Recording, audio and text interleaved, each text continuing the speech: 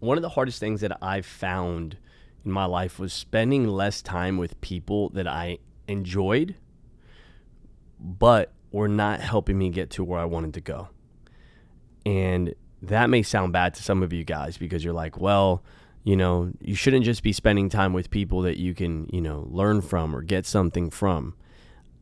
It depends on what your outcome is. If your outcome is to grow as a person, to achieve a certain goal, and you have a certain deadline that you want that by, then you're trying to find out where can I improve every single aspect of my life, and one of them being associations.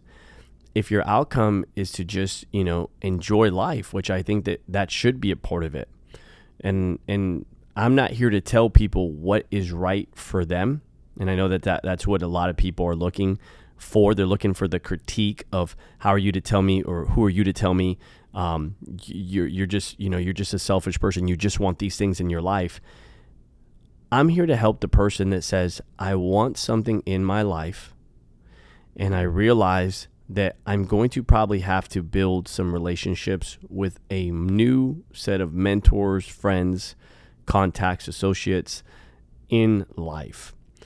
And it's very difficult to do that because most of us, we want to be comfortable by nature, and we have our friends that we grew up with because we went to school, we lived in the same neighborhood, we have our family that we're related to, and most of us just kind of stay around there. And then we have our coworkers. Well, hey, I work at this job, so I got the chance to meet this person, right? And so most of us, we pick our associations based on family, based on geography, based on job, right? But if you want something that's not where you live, and if you want something that your family, no one in your family yet has achieved, and you want something that your current job will not help you accomplish, then you're gonna have to find people that are in those those people and in those areas. And so it's very hard for people to do this. It's very hard for people to do this, to spend less time with people they naturally enjoy, to spend more time with people that can help them accomplish their goals. If you can spend time with somebody that you enjoy and they can help you accomplish your goal, right? That is the best of both worlds. So make a list of the top 10 people you spend the most time with, and then ask yourself, right? Should I spend more time with this person or less time? And for example, I love my mom and my dad. They're some of my best friends in the world. My wife, my parents, my siblings, people I'm closest to in my life. I wanted to spend more time there, but because I had to go work in certain areas and meet certain people and get better at certain things, I had to spend less time with my family at that moment and more time pursuing those things. So I would put people or situations or events or conferences or work ahead of certain family responsibilities, never above. And that's a very confusing topic for people, because when you think you put somebody ahead of somebody else, you naturally think you put them above that person too.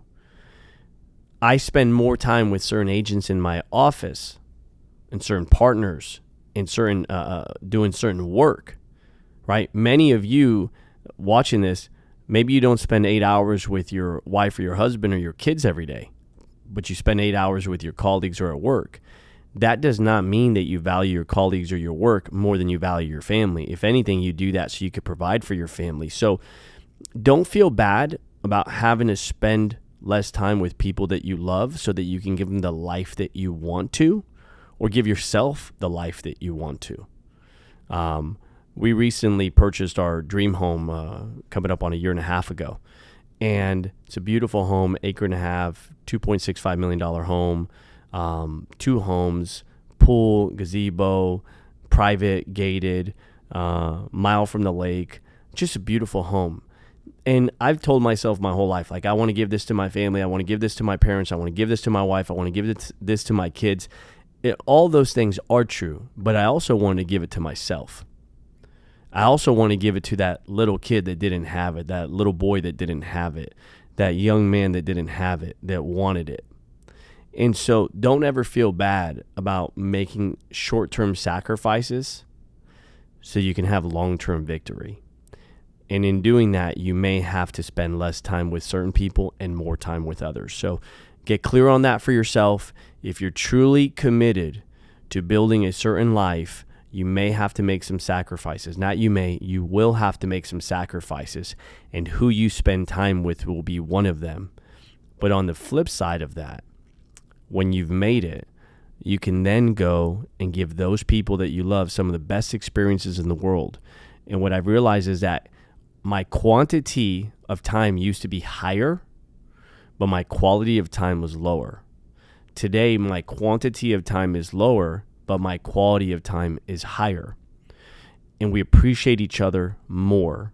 And now the things that we used to dream of doing, we have the ability, right, to pay for those things if it's financially cost related, or we have the ability to do those things because now I control my time instead of somebody else controlling my time.